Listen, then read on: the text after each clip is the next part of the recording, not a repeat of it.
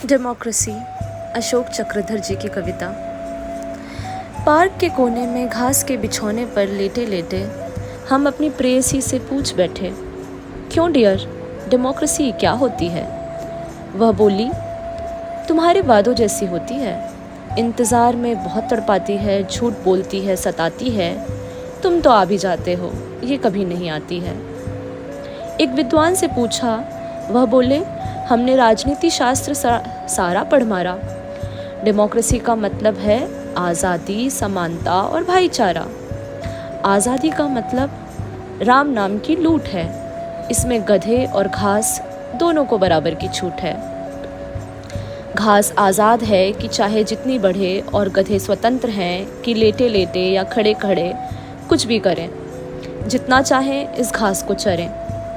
और समानता, कौन है जो इसे नहीं मानता?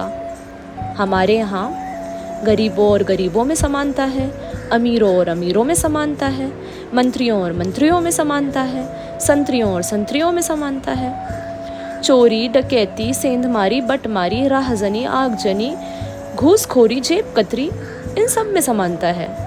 बताइए कहाँ असमानता है? और भाईचारा?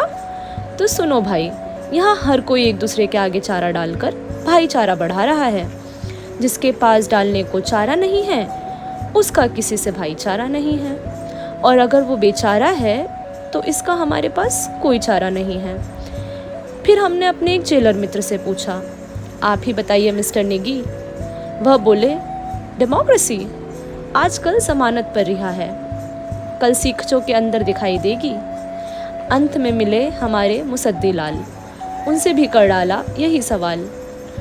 बोले, डेमोक्रेसी दफ्तर के अफसर से लेकर घर की अफसरा तक पड़ती हुई फटकार है। ज़बान के कौड़ों की मार है, चित्कार है, हाहाकार है। इसमें लात की मार से कहीं तगड़ी हालात की मार है। अब मैं किसी से ये नहीं कहता कि मेरी ऐसी तैसी हो गई है, कहता हूँ मेरी डेमोक्रेसी हो गई है।